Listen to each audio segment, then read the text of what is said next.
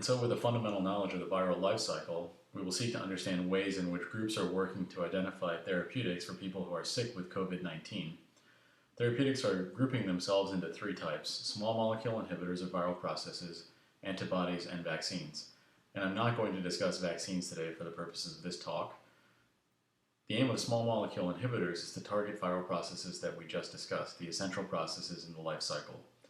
And so groups are trying the use of pre-existing molecules with approval for other purposes or other viruses.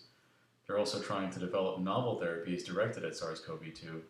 And you might notice the language of these small molecule inhibitors is going to be comparable to antiretroviral therapies, such as those against HIV. Second, antibodies, which are the working end of vaccines, are seeking to interfere in particular with viral binding of cell receptors. And so some of the things that are being tried for antibody therapies include application of antibodies against SARS-CoV-1 because of its similar appearance molecularly to SARS-CoV-2, the use of convalescent serum from recovered individuals, and the development of synthetic antibodies.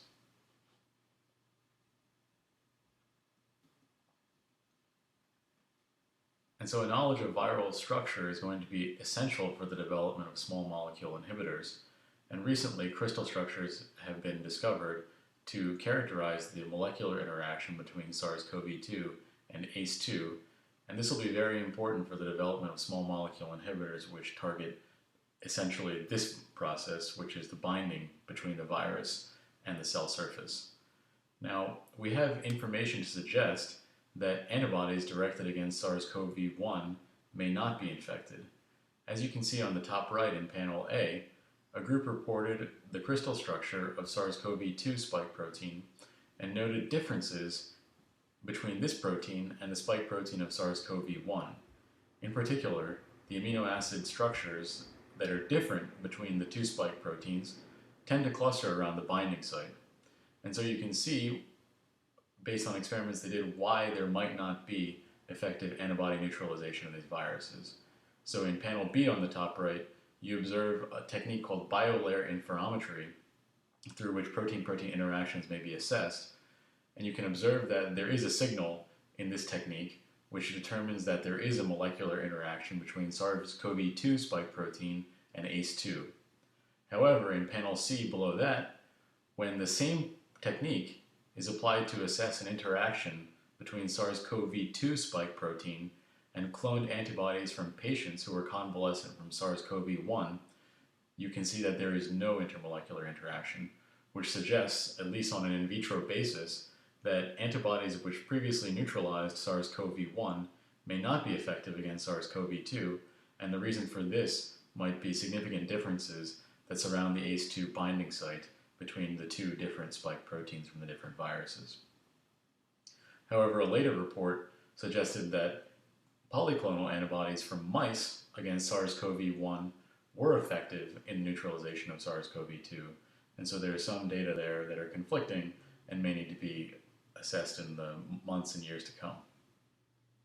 Another process which may be targeted is membrane fusion between the virus and the endosome. That process, as we previously noted, is mediated at least in part by the membrane protease TMPRSS2. A protease inhibitor named camostat was found to be effective in the inhibition of TMPRSS2 in the inhibition of viral cell entry. Importantly, this inhibitor is already used for patients with chronic pancreatitis, and thus it represents a possible therapy for SARS-CoV-2 that is readily available.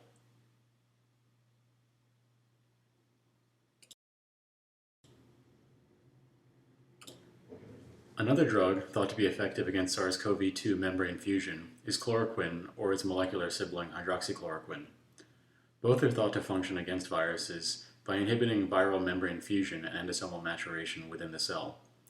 On the right, you see a figure of a drug screen of chloroquine, among other drugs, in an in vitro assay of viral inhibition. On the bottom right portion of the figure, you see that chloroquine was found to be effective in viral inhibition, as denoted by the pink lines, without cellular toxicity, as noted by the blue data points, and this is at doses comparable to those used in patients. In order to substantiate this hypothesis, the investigators then performed an elegant microscopic assay to show that endosomal maturation was indeed impaired, concordant with the findings of viral inhibition.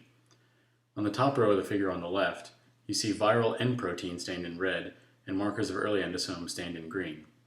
In the cells treated with chloroquine and hydroxychloroquine, you see increased colocalization of early endosomes in N protein. This is quantified in the figure on the right. In the bottom panel of the figure on the left, however, you see that late endosomes are now stained in green, and indeed there is a finding of less colocalization of virus and late endosomes in chloroquine and hydroxychloroquine treated cells, suggesting an impairment in endosomal maturation. So it is perhaps this impairment in endosomal maturation that protects cells against viral infection.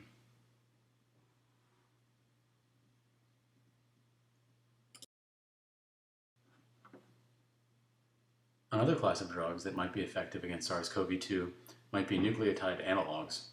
Such drugs would function as RNA-dependent RNA polymerase chain terminators in order to arrest the process of viral genome replication. Remdesivir is an example of such a drug, and its efficacy was proven in vitro a couple slides back in the same study that validated chloroquine.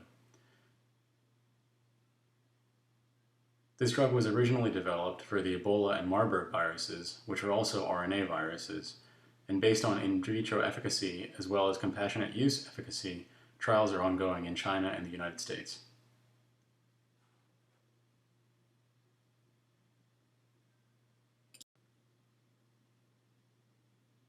Another class of drug that might be effective is protease inhibitors to inhibit the generation of the replicase proteins by the SARS-CoV-2 main protease, as we discussed earlier. HIV protease inhibitors have already been subjected to a clinical trial, as Victor will discuss in his portion of the talk, but we see here in vitro data predicated on the crystal structure of the main protease, as well as structure-based drug design, which demonstrates inhibition of the function of the protease in vitro. And so SARS-CoV-2 main protease inhibitors are an example of coronaviral-specific drugs that we might see in the months to come.